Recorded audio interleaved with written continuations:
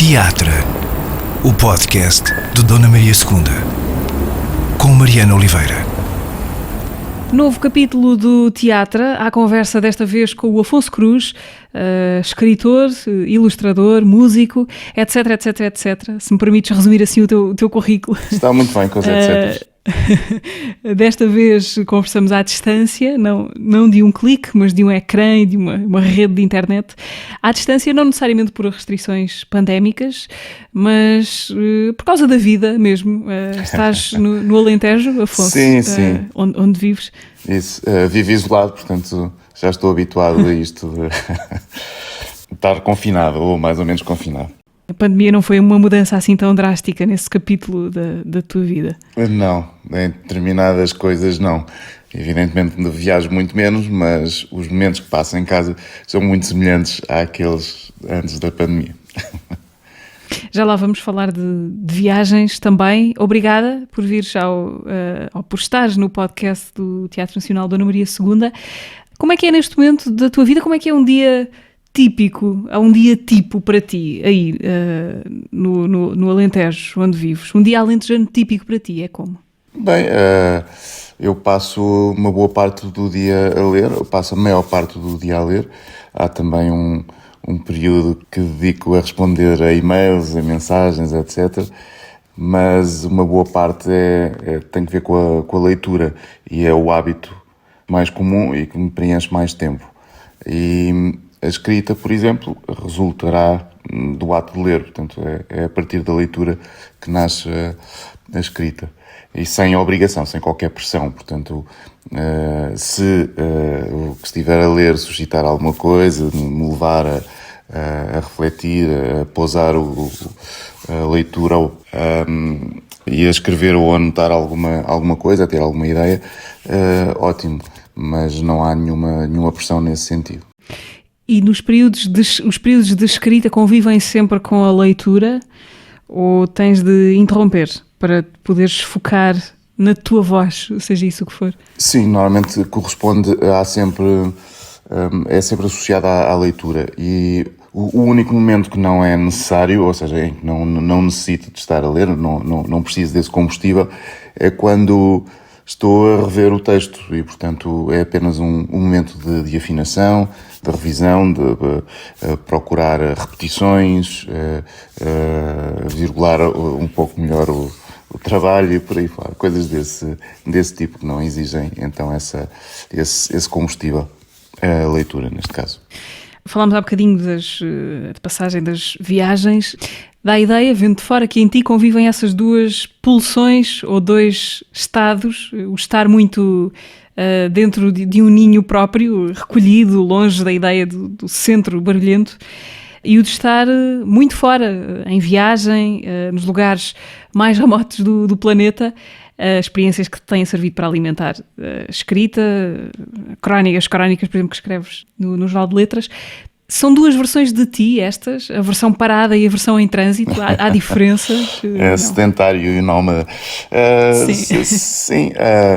Sim, eu encontro nisto uma espécie de respiração e também me ajuda a compreender cada um desses momentos. É bom quando estou a viajar, porque também tenho um distanciamento crítico dos momentos mais sedentarizados, mas também as próprias viagens precisam de um momento de paragem, ou pelo menos para mim precisam de um momento de paragem. Isto é de introspeção, de maturação. Preciso mastigar as experiências que tive e torná-las algo manejável. E, portanto, estes dois momentos acabam por ser fundamentais na minha vida. Por si mesmos, ou seja, a viagem em si tem um valor muitíssimo elevado, mas também os períodos de maior recolhimento e isolamento. E por isso, ambos são muito importantes por si, mas também são muito importantes um para o outro. Ou seja, eles também vivem olhando-se à distância e isso é muito importante para compreender ambos.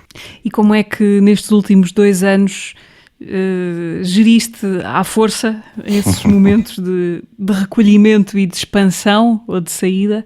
Foi uma grande transformação na tua vida, a impossibilidade da viagem física? Houve aqui alguma transformação, sim, ainda que não tenha deixado de viajar de forma absoluta, ou seja, reduzi para cerca de 1/3, não por uma decisão minha, mas simplesmente porque a maior parte dos eventos que estavam planeados ou para os quais tinha sido convidado foram ou adiados ou cancelados, e isso fê-los reduzir para cerca de um terço, tanto em 2020 quanto em 2021. Ainda assim passei alguns momentos, por exemplo, no final de 2000 tinha ido apresentar um livro a Boneca de Kokoschka, que tinha acabado de sair na Dinamarca, e fui apresentar o livro na Dinamarca, e logo a seguir fui à Suécia, e depois tive um mês a viver em Berlim, numa residência, que me permitiu também escrever o primeiro esboço do meu livro mais recente, a Sinopse de Amor e Guerra. E, portanto, apesar de ter viajado pouco, ainda assim tive a oportunidade de sair, não tanto como é costume, mas umas saídas que deram frutos, pelo menos. Como é que tem sido o teu confronto com os modos de te ler lá fora? Tens os teus livros publicados em muitos países e em muitas línguas.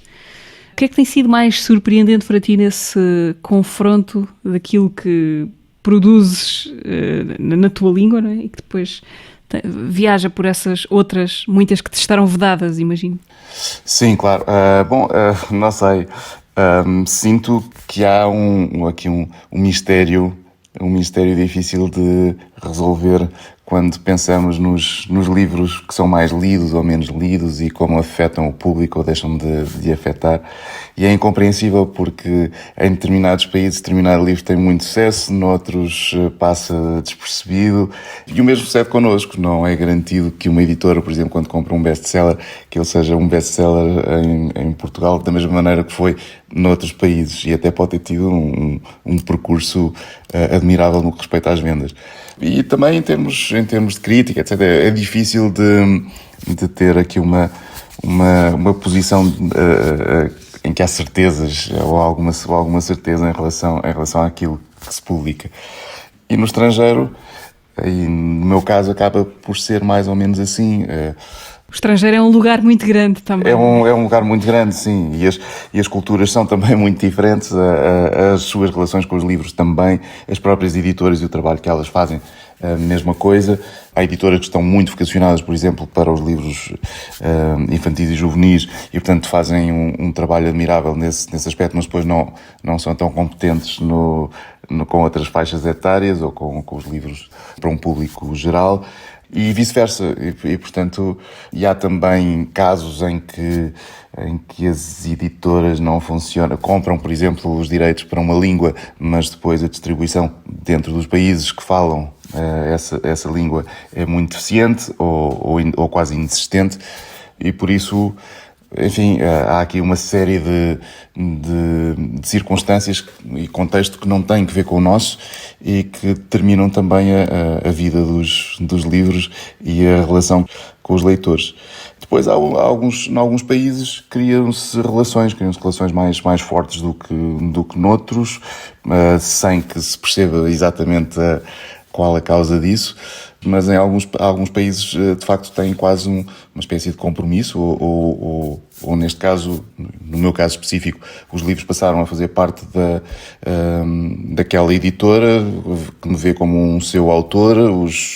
Tenho bastantes leitores e, portanto, continuam a investir, enquanto que noutros países pode ser uma relação pontual. Publico um livro e não publico mais, provavelmente, etc. Vamos nos aproximar da tua relação com o teatro e com este teatro em particular, e para isso temos de falar de Panos, do projeto Panos, Palcos Novos, Palavras Novas, um projeto que já teve outras vidas, que agora vive aqui no Dona Maria II, e cuja forma é basicamente autores que são convidados a escrever uma peça original que depois vai ser representada por um grupo de adolescentes no Festival Panos, no caso, que acontece agora em maio. No Panos deste ano, coordenado pelo Sandro William Junqueira, estás acompanhado de mais 2 dramaturgos, a Kelly Freitas e a Joanna Murray Smith. E escreveste um texto que eu vou deixar que sejas tu a dizer o nome antes que eu diga mal. O título da tua peça. Essa é uma boa questão, porque eu também não sei dizer os nomes. Mas enfim, é sobre cigarras. As cigarras há cigarras com ciclos diferentes de não sei muito bem como chamar isso, em que elas ficam em estado de larvar debaixo da terra, e algumas cigarras ficam 13 anos e outras 17. Especula-se que a escolha destes números estranhos, ou relativamente estranhos, porque são 2 primos que normalmente são pouco utilizados, 2 números primos pouco utilizados, será muito provavelmente por isso, para não ter uma relação muito imediata e os predadores poderem prever a eclosão dessas cigarras, e portanto elas acabam por surgir em anos difíceis de prever. Então o que se passa com esta história é que utilizei esta metáfora das cigarras que ficam nesse estado larvar, vou chamar aqui pseudovida, sei que não é nada científico, mas numa pseudovida, até eclodirem, e nesse verão acasalam, vivem durante um mês ou semanas e morrem. O que, aliás, contraria a famosa fábula da cigarra e da formiga. Sim. Porque a cigarra não vai precisar de trabalhar, mas ela não vai precisar de trabalhar, não vai precisar da ajuda da formiga. Elas estão à espera de acordar num verão maravilhoso só para dançar, divertirem-se, cantar, etc. e morrerem de seguida. Portanto, não há que acumular, não há que acumular para o inverno. E, portanto, a moral da história da cigarra e da formiga não se aplica de todo às cigarras. Não tinha em conta aqui a questão biológica das cigarras. Exato. E, enfim, eu utilizo isto como uma metáfora para a vida de 2 personagens que também acabam por passar décadas nesse estado larvar ou a viver uma pseudo-vida ou mais ou menos ao lado da vida. E até que há um momento em que, por coincidência, estes 2 números primos acabam por coincidir e eles acordam no mesmo instante, no mesmo momento, e a vida muda radicalmente. A vida de ambos muda radicalmente. Como é que acabaste a mergulhar no fascinante mundo das cigarras? Como é que veio ter contigo esse facto biológico? Já não me lembro onde é que li a primeira vez, mas li mais do que um livro este caso. E sempre me fascinou, e fascina-me muitas vezes esta ligação entre alguns fenómenos na natureza e os nossos interiores, ou seja, os nossos fenómenos interiores também. E fazê-los comparáveis ou fazê-los coincidir. E este foi mais um caso. Eu, por exemplo, escrevi um livro chamado Audax Viator, que é o nome de um ser unicelular, creio, que é o ser mais isolado do mundo, vive a quilómetros da superfície da Terra, escondido não sei onde, e sem contacto com outros seres, e portanto quase toda a sua vida ele vive sozinho. E também isso é uma boa imagem, uma boa metáfora, neste caso para a solidão ou para o isolamento. E, enfim, acabo por sentir aqui algum fascínio por determinados tipos de vida que podem apontar-nos também para a nossa alma, mostrando, ou seja, sendo um reflexo daquilo pelo qual passamos também. Neste caso, no caso das cigarras, também tem que ver com a solidão, ou seja, com uma vida sem significado, sem sentido, em que podemos estar a vivê-la mecanicamente, sem que tenhamos propriamente um anelo, um desejo, um objetivo, etc. Muitas vezes é isso que dá o tal sentido da vida. Temos essa vida larvar, que ela vá acontecendo aos poucos. É um medo que tens ou não? Não tenho muito medo, mas percebo que possa ser um problema para muita gente, em especial porque eu, por exemplo, tenho uma profissão privilegiada porque gosto muito dela, ou seja, eu gosto muito de escrever, mas sei que a maior parte das pessoas não tem uma relação com o seu trabalho tão gentil. Ou seja, muito provavelmente se perguntássemos à maioria das pessoas se amanhã quer acordar e ir trabalhar, fazer aquilo que fez ou que tem feito durante não sei quantos anos, ela muito provavelmente responderia que preferia tirar férias ou fazer o que lhe apetecesse ou pelo menos não ir trabalhar. E isso também significa que há aqui um trabalho que não é significativo, que é feito simplesmente para sobreviver e, portanto, tem uma função que não vai muito para além disso. E, claro, se nós pensarmos que por vezes trabalhamos... Depende das pessoas, têm emprego, etc., das vidas, mas trabalhamos 40 horas por semana durante 40 anos da nossa vida, acaba por ser uma fatia muito grande de algo que poderia ser gasto ou usado de outra forma, ou seja, com paixão e com esse desejo. Fazes só o que te apetece neste momento? Isso é extraordinário, chegar a esse ponto. Não faço só o que me apetece, mas a maior parte do meu trabalho é bastante gratificante porque é exatamente o que quero fazer. Ainda que, claro, tenhamos sempre uma enorme quantidade de obrigações, de coisas que são precisas ser feitas, ainda assim em muito menos quantidade do que se tivesse um emprego que não tinha qualquer relação anímica, com o qual não tinha qualquer relação anímica, exceto da versão, por exemplo, ou da obrigação.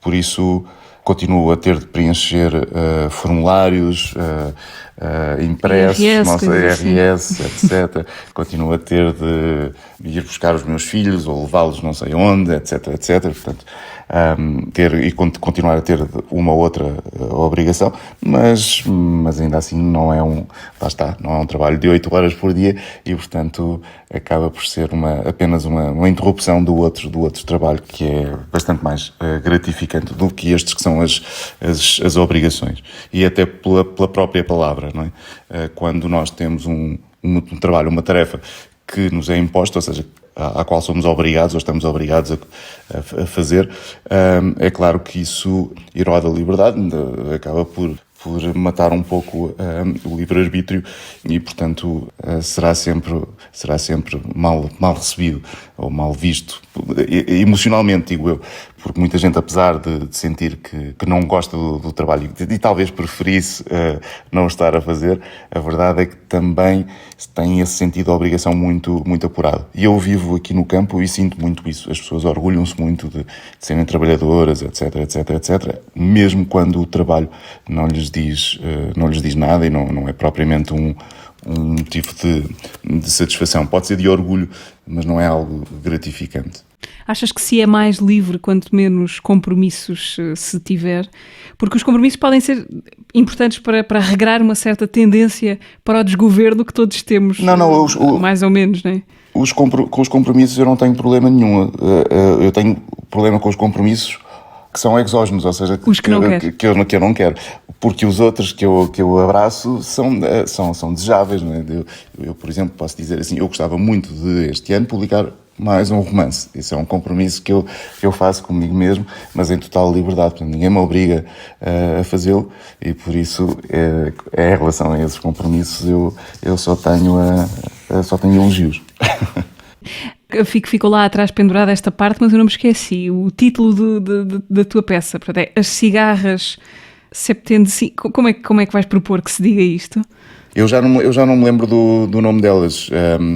Eu acho que é Tredaquim, certo? E Septemdaquim, sim, exatamente. Septemdaquim e Tredaquim, ok. Em princípio será assim, porque o C em latim lê-se como Q, exceto se tivermos um sotaque português, italiano, etc. O teu envolvimento neste projeto, neste ponto, como é que é? Já aconteceu o confronto do texto, imagino que sim, entre o texto que escreveste e os jovens atores que o vão interpretar em maio? Sim, alguns, não todos. Houve 2 dias de uma espécie de oficina ou de conversa entre encenadores e alguns atores. Portanto, estavam 2 para cada um dos encenadores. E houve então aí assim primeiro contacto exploratório em relação, do texto, em que foram propostas algumas ideias, em que se tiraram algumas dúvidas, em que se conversou sobre alguns conceitos e também sobre algumas alterações que se calhar convinha fazer e que têm que ver depois com a prática, ou seja, quando estou a escrever o texto não estou necessariamente a pensar em todos os pormenores depois da sua aplicação e, claro, os ensinadores acabam por ter essa experiência e poder então sugerir-nos um caminho que seja depois mais eficaz. Ou seja, há uma diferença entre escrever um texto propositadamente para teatro ou alguém chegar ao pé de ti, também já podemos falar disso, a perguntar se pode adaptar para palco aquele livro que tu já fizeste e que está ali. Sim, arrumado, de certa maneira. há sempre um desfazamento, mas há desfazamento a todos os níveis. Aliás, a minha coluna no Jornal de Letras chama-se Paralaxe. Na realidade, é um conceito, enfim, que ouvia falar pela primeira vez quando estudava. É um conceito da fotografia, mas que se aplica numa série de outros fenómenos. Não é exclusivo da fotografia. No caso da fotografia, o chamado erro de paralaxe era porque algumas câmaras que não tinham espelhos, tinham um visor lateral. E, portanto, o que nós víamos por esse visor lateral não é exatamente o mesmo que a câmara vai fotografar. Portanto, ele está ligeiramente ao lado.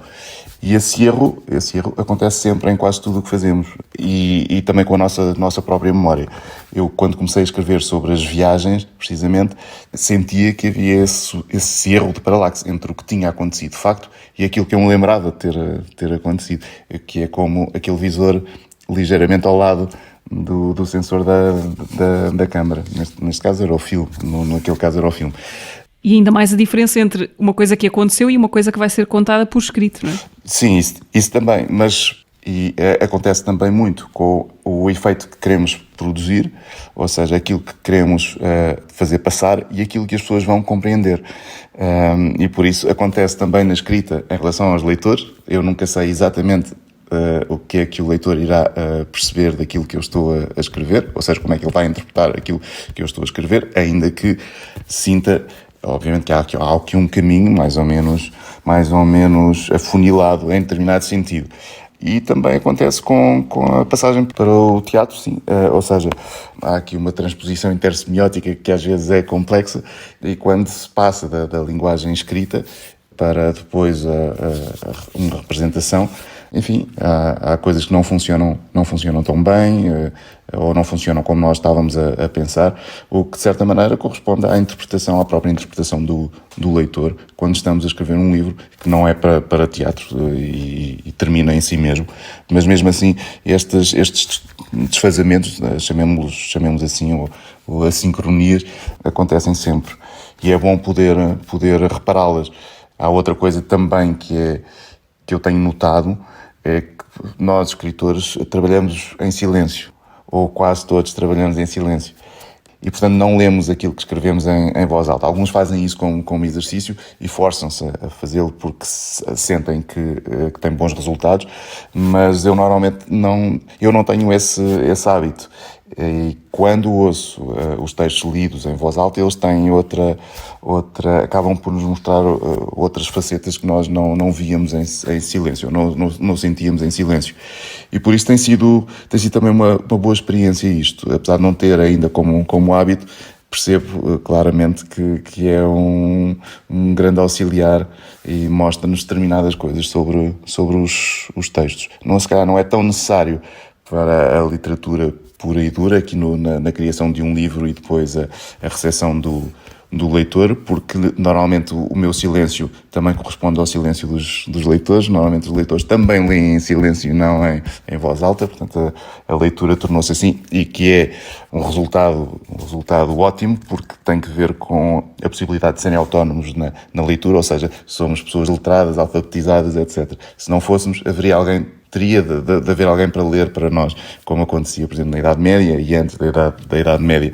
Hoje, como todos lemos em silêncio, portanto a leitura silenciosa é mais comum e também é muito, muito importante. E por isso mesmo há sempre desfazamentos, menos no caso destes silêncios, como dizia. Sim. Afonso, eu gostava tenho para ti uma pergunta de fora, vinda importada, e vou trazê-la para aqui porque tem a ver com o Panos. É de alguém que eu julgo que podes não conhecer pessoalmente, talvez, mas que está neste projeto contigo, a Kelly Freitas, que tem, na verdade, 3 perguntas para te fazer. A Kelly Freitas é outra das autoras que participa no Panos deste ano. Curiosamente, ela tem um texto para este projeto chamado Fábrica de Matar Baleia, fazendo lembrar que tu também tens um livro com baleias no título. É verdade. Nem todas as baleias voam. Sim. Bom, coincidências à parte, eu gostava que ouvisses a pergunta da Kelly Freitas, então cá vai. Olá, Afonso. Daqui é Kelly Freitas. Eu pensei algumas coisinhas para te perguntar.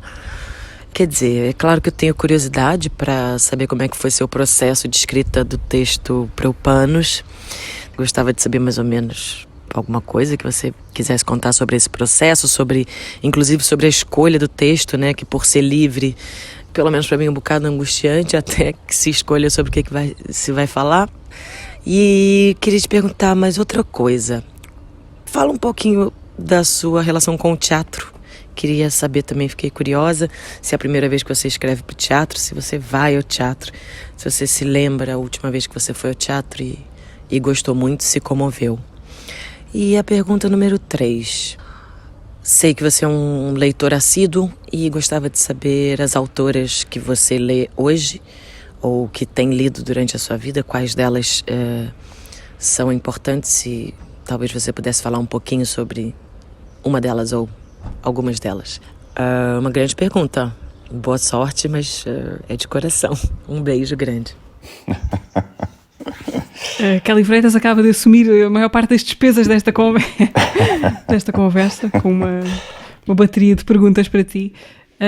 Queres começar por onde? Bom, em relação à escrita, enfim, já falámos um pouco sobre isso, Sim, neste caso, as cigarras, a origem das cigarras. As cigarras e, portanto, serviu de metáfora para a criação do texto. Depois, enfim, foi criar uma série de episódios na vida das pessoas, da vida de 2 personagens, uma delas com ciclos de 13 anos e a outra com ciclos de 17 anos, e o que têm em comum todos estes episódios é que acabam por não ser significativos para as pessoas, terminarem sempre numa enorme solidão, ainda que a determinada altura possa ter existido alguma esperança, até que há então a tal coincidência dos ciclos. Em relação... Teatro. Tua relação com o teatro. Bom, agora que vivo no campo, tenho uma relação mais frágil enquanto espectador, porque não tenho acesso a muito da cultura deste tipo de coisa, que é muito presencial, que tem muito a ver com a presença. Agora, neste momento, por exemplo, em Évora já existe um cinema. Évora é a maior cidade do Alentejo, mais populosa, e agora há um cinema, mas quando eu digo agora, isto implicou há algumas décadas sem cinema, portanto não havia cinema na cidade mais populosa do Alentejo, e o Alentejo... Évora é a cidade que está mais perto do sítio onde moras? A cidade grande que está mais perto? Cidade grande, sim, a cidade mais perto é Estremoz, mas isto significa, estamos a falar de quase 1/3 de Portugal, e portanto 1/3 de Portugal, a sua maior cidade não tinha cinema, e portanto o acesso à cultura, ainda que tenha melhorado, está muito longe de ser ótimo. Mas sim, tenho ótima relação com o teatro, também leio teatro e também comecei a escrever para o teatro graças à Ruth Rocha, que a determinada altura me fez um convite para escrever um texto para 4 atores, que depois acabou por ser publicado, um livro chamado O Cultivo de Flores de Plástico, e que foi uma ótima primeira experiência e provavelmente a que gostei mais. Também porque se calhar foi aquela que me surpreendeu a muitos níveis à época, porque não tinha consciência de uma série de coisas que acabei por me inteirar à medida que fui trabalhando este texto e que fui vendo os ensaios e o resultado final. Depois há vários livros também que foram adaptados e continuam a ser adaptados para teatro, para dança, Há agora um exemplo muito recente, não é? Do princípio da Karenina. O princípio de Karenina, que deu sim. numa peça Sim. chamada Cochinchina, do Teatro Meridional, da Sandra Barata Belo. Sim. Mas também esteve agora recentemente também no São Luís uma peça chamada Não, também baseada em dois ou três livros que escrevi. São textos que têm que ver com essa possibilidade de dizer que não a determinadas coisas e da importância que isso tem nas nossas vidas e para a sociedade. E também alguns textos inéditos. Mas sim, houve e continua a haver uma série de livros que são adaptados. E talvez, por exemplo, o Vamos Comprar um Poeta, que não é um livro não foi escrito como uma peça, ou para ser uma peça, mas tem sido adaptado. Já inúmeras vezes que foi adaptado. A última pergunta, creio que era... Tinha a ver com autoras. Com autoras. Eu, por acaso, tinha aqui uma, porque sei que tenho de sugerir, ou que devia sugerir um livro, e sem mexer muito, peguei aqui num que tinha junto a mim, até porque eu tenho agora estou a organizar um clube de leitura, porque criámos uma associação cultural aqui na aldeia mais próxima, chamada a Associação Cultural, não a Aldeia, chamada Era Uma Voz, e temos também um clube de leitura, e nesse clube, por acaso, os últimos 2 livros que lemos, o anterior e este que está a ser lido, são de 2 autoras. Um da Rosa Montero, A Ridícula Ideia de Não Voltar a Ver-te. Eu gosto muito da maneira como a Rosa Montero escreve. Gosto muito também destes 2 livros que ela tem que não são propriamente ficção, que é A Louca da Casa e este que acabei de nomear. E agora estamos a ler uma autora de ficção científica chamada Connie Willis, que é pouco conhecida cá em Portugal, apesar de ter ganhado os prémios mais importantes da ficção científica, os Hugo, os Nebulas, etc. E tem um livro muito, muito curioso, neste caso é uma novela, sobre a teoria do caos e que, apesar dela ser uma escritora de ficção científica, este livro é passado numa empresa e, portanto, não tem propriamente que ver com a ficção científica, ou pelo menos com a ficção científica que nós imaginamos quando se fala deste subgénero, deste género de literatura. E uma autora de que gosto realmente muito e que volto a ela com muita frequência por vários motivos é a Simone Weil. E, portanto, gosto especialmente da Gravidade e a Graça, mas há muitos outros livros dela que regresso porque gosto muito da maneira de pensar, mas também da própria beleza com que expunha os seus pensamentos. E já agora, se era para recomendar, eu recomendaria também este livro da Lídia Jorge, Em Todos os Sentidos. Foi um livro que há uns tempos tive uma conversa precisamente com a Lídia Jorge, uma conversa pública, em que ela falou de um dos meus livros, ou seja, apresentou um dos meus livros, e eu apresentei este em todos os sentidos, que é um livro de não ficção também, e que é até difícil de catalogar, porque estará entre a crónica, entre a memória pessoal, entre o ensaio, e por esse motivo também tem que ver com alguns livros que publiquei ultimamente e acho que tem aqui textos lindíssimos. Um deles, por exemplo, acho que daria um romance, daria mais do que esta história, que é uma história passada na infância da Lídia Jorge, mas acho que daria um romance belíssimo. Afonso, porquê é que nasce a Era Uma Voz? E como é que nasce e que projetos é que tens? Bom, a associação é uma associação, não é? É uma associação cultural, sim. Bom, nasce por causa precisamente da ausência de estímulos culturais, pelo isolamento, etc. E, portanto, tentar que exista um espaço onde as pessoas se possam encontrar numa situação de lazer e trocar as experiências, haver então alguma partilha de uma série de artes e não só, mas também, enfim, começámos durante a pandemia, portanto, com muitas limitações. Um dos primeiros projetos chamou-se Encontros Transparentes e terminou há dias, e, portanto, foi Foi um projeto que durou uma boa parte de 2021 e a ideia era precisamente levar... a ideia partiu de uma artista plástica e ilustradora, a Renata Bueno, que vive em Montemor Novo, e ela propôs desenhar os utentes dos lares, de todos os lares do concelho de Sozel, que é onde eu vivo, e eu fui fotografar, fazer retratos fotográficos dessas mesmas pessoas, e acabou por resultar então num livro. Chama-se Encontros Transparentes, porque inicialmente nós teríamos este encontro através de um vidro, portanto, por causa da pandemia, através de uma janela, de uma porta de vidro, o que fosse. Acabou por ser de outro modo, mas foi uma experiência também muito, muito intensa, bastante espessa no que diz respeito às emoções e ao sentimento, até porque algumas pessoas já morreram, entretanto, etc. Portanto, estamos a falar de pessoas, na maior parte dos casos, com mais de 90 anos. Uma experiência forte, porquê? No sentido em que as pessoas não esperavam essa atenção sobre elas? Por um lado, sim. Por outro, porque também havia sempre uma pessoa a cantar e a tocar guitarra e, portanto, havia assim era quase um evento, cada um destes encontros.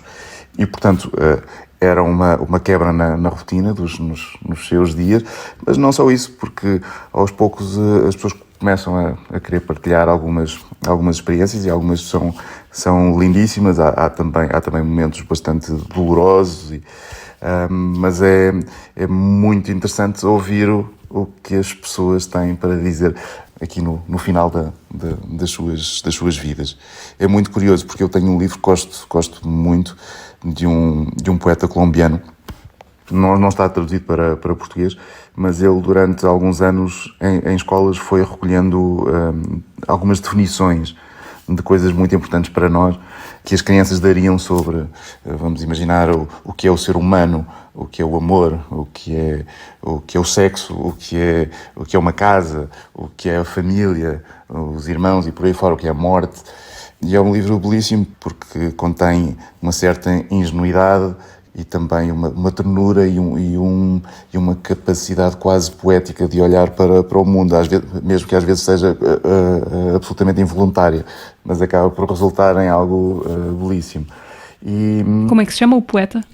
Javier Naranjo, e A Casa das Estrelas. Existem várias versões deste livro, porque na verdade depende da compilação que fazem das definições.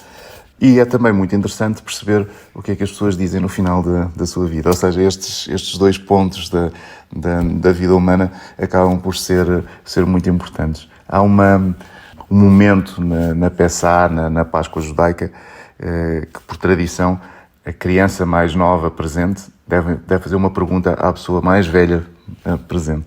E essa ideia é muito bonita em que se cria este círculo entre a vida humana, ou com a vida humana, e que se liga o mais novo ao mais velho. E este caso destes eventos, os encontros transparentes, acabaram por ser também muito, muito iluminadores para quem os viveu. De fora, entre aspas, ou seja, para mim, que estive a fotografar, mas também escrevi depois um prefácio para o livro, precisamente a falar deste momento da velhice, até porque parti de um livro de Cícero chamado Velhice, precisamente, em que ele defende de uma forma que eu acho irrealista a velhice.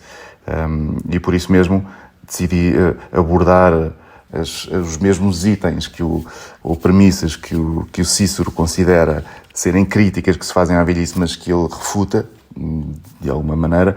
Eu não as refuto, mas encontro nessas próprias premissas coisas boas e coisas más. E também parece importante isso, ou seja, não desvalorizar aquilo que de mau a velhice traz, mas também não esquecer as coisas boas que a velhice traz. Por incrível que pareça, tem coisas que são realmente muito importantes para nós. E uma delas que é óbvia, mas nós não nos lembramos, é que uma criança ainda não tem história, ela não fez a sua história, ainda não preencheu e pode nunca chegar a fazer, na verdade. Mas um velho, sim. tem sempre uma história. Pode ser muito trágica, pode ser muito feliz, não importa. Terá mais que ver com o feitio. Mas há uma história que foi preenchida. Ele fez o que pôde durante a sua vida, e isso tem uma beleza trágica muito, muito grande. E eu, no próprio prefácio, argumento que fisicamente nós não encontramos coisas velhas feias, ou seja, uma casa com 100 anos não é feia, já não é feia. Portanto, pode ter sido feia a determinada altura, mas depois de durar, terminar a ter um móvel com 100 anos, não é. Eu não conheço coisas com mais de 100 anos que sejam feias, exceto as ideias. As ideias, no campo das ideias, sim, há ideias horríveis que persistem, mas quando falamos de uma árvore com mais de 100 anos, quando olhamos para o rosto de uma pessoa com 90, dificilmente encontramos ali fialdade. Portanto, encontramos ali algo de maravilhoso, e isso também é bom perceber que existem dois tipos de beleza muito distintos: a beleza da juventude e a beleza da velhice. Será que nesses teus encontros com a velhice estás, na verdade, à procura de perceber como é que se envelhece bem? O que é isso? Envelhecer bem. Sobretudo como se vive bem, porque não me preocupa tanto... São sinónimos quase, não é? É, sim, faz a mesma coisa. Na verdade. Mas sim, e na realidade nós, quando estamos a pensar na morte, a refletir sobre a morte, a refletir sobre a velhice, estamos a pensar na vida, precisamente. E é isso que nos pode apontar alguma coisa sobre a maneira boa de viver, como os gregos diziam. Uma coisa que pode ser talvez contraintuitiva para quem te conhece, sobretudo dos livros, é que na tua vida primeiro foram o desenho e a imagem, e só depois, bastante depois, a escrita. A tua formação está ligada a isso, ao desenho, ao visual, ao cinema de animação. Onde é que estão essas dimensões da tua vida hoje?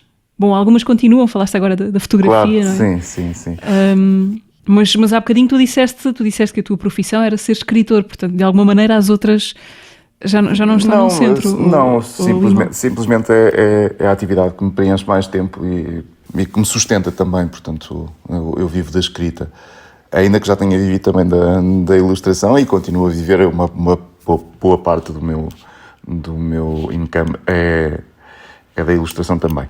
Mas sim, o desenho sempre fez parte da minha vida, continua a fazer parte da minha vida. Eu continuo a ilustrar, pontualmente ilustro, posso fazer uma capa, um cartaz, uma coisa qualquer para outros eventos ou pessoas, mas normalmente ilustro ou cinjo-me aos meus próprios projetos, ou seja, ilustro os meus trabalhos. Isto porque tenho pouco tempo e não posso dedicar muito do meu tempo a outros projetos, até porque muitas vezes nem sequer para os meus eu tenho tempo de ilustrar. Já aconteceu ter 1 ou 2 livros ilustrados por outras pessoas, como por exemplo o Barafunda, que foi um livro que escrevi juntamente com a Marta Bernardes e que foi ilustrado pelo José Cardoso. E, portanto, tenho também um volume da enciclopédia ilustrado pela Sousa Monteiro, por exemplo. E, portanto, de vez em quando, eu próprio não tenho tempo para ilustrar os meus projetos. Exatamente. Essa parte. Continuando a virar aqui as faces do polígono, há também a música e a tua vida com os Soaked Lamb, que aliás voltaram aos discos há pouco tempo, há relativamente pouco tempo, no final de 2021. Sim. Os Soaked Lamb são a tua banda, não é, de que fazes parte há uns anos valentes. Mas já não faço. Já não? Já não. Este disco, este quarto disco, foi o último em que participei, pelo mesmo motivo pelo qual não aceito trabalhos de ilustração para outros autores, ou de uma maneira geral não o faço, precisamente porque não tenho tempo. Portanto foi a tua despedida dos discos? Foi a minha despedida dos discos, não sei, mas pelo menos da banda dos The Soaked Lamb, sim, precisamente porque somos uma banda muito grande, exigia de mim que fosse pelo menos ensaiar. Bom, o que aconteceu nos últimos anos foi que, como não tínhamos material novo, eu não precisava de ensaiar e, portanto, tocava simplesmente, organizámos um concerto e eu tocava. Mas agora, porque gravámos um disco novo e temos muito material que é novidade, seria necessário, evidentemente, tocar ensaiar antes de tocar. E, portanto, isso iria exigir muito do meu tempo e eu não o poderia fazer, e por isso acabei por sair da banda. Foi um momento assim muito tenso, trágico ou não? Não, nada disso. Porque foram bastantes anos, não é? Foram bastantes anos. Sejam amigos também. Claro, somos muito amigos, e amigos em alguns casos e amigos e familiares noutros, e por isso continuamos muito próximos. Alguns dos meus melhores amigos estão na banda e, portanto, não se alterou nada nesse sentido, e por isso foi uma decisão agridoce, não é? Em que há o amargo de deixar um projeto que já tem, sei lá, 15 anos, 15 ou 16 anos. E por outro houve também uma libertação, um certo alívio, porque era um peso ter aqui determinadas coisas para fazer e não as conseguir cumprir como deve ser. A música continua a fazer parte da tua vida, mesmo que não em versão tocada? Sim, continua a fazer parte da minha vida. Eu estou aqui sentado, vocês não me veem, mas eu estou aqui sentado e à minha volta tenho instrumentos musicais e, portanto, fazem muito parte a música continua a fazer parte da minha vida e, eventualmente, sei lá, no futuro, pode ser que venha a ter uns projetos mais pequenitos, mais de uma, duas, três pessoas, não sei. Talvez, mas terá de ser muito bem ponderado para que não aconteça como desta vez. Ou um projeto a solo, não é? E resolvem-se os teus problemas todos de uma vez. Pois, poderia ser também. Quem sabe? Afonso, tu nasceste na Figueira da Foz. Tens alguma ligação à Figueira ou foi só um acaso de nascimento e depois não derivaste para outros lugares? Não, tenho alguma ligação à Figueira. O meu pai vive lá, os meus avós viveram lá até morrerem e, portanto, eu, na verdade, passava os verões todos lá.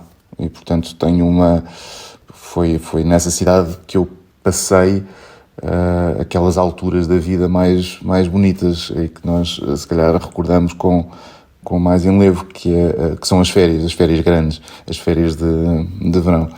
E eu passei nunca mais voltam a ser tão grandes, não é? A sensação. Nunca mais voltam a ser tão grandes, é verdade. E portanto, a Figueira mantém esse lado muito... Eu vivi lá até aos 5, 6 anos. Mas, enfim, como dizia, depois passava lá as férias. E continuo a ir lá com alguma regularidade. Estamos quase a terminar isto. Gostava de te perguntar qual é a próxima viagem que vais ou que gostarias de fazer?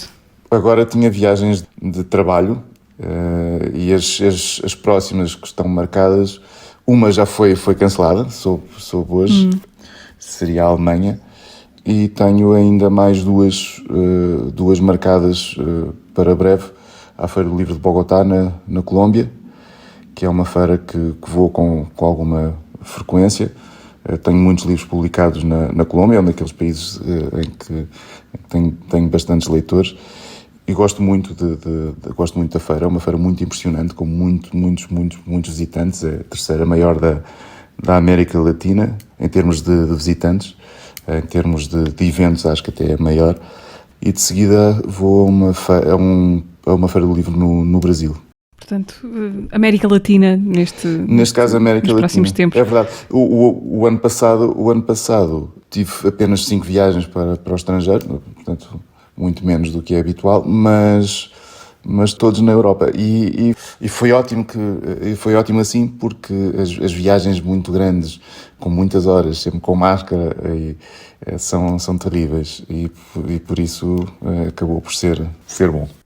Vamos ouvir agora, num minuto antes de acabarmos esta conversa, a recuperação do que foi o episódio passado com a Kelly Freitas, justamente já aqui ativamos neste episódio. Alguma coisa me mordeu a respeito da língua. Eu pensei ali em algum momento qual não seria a beleza de eu viver num outro país onde se fala português.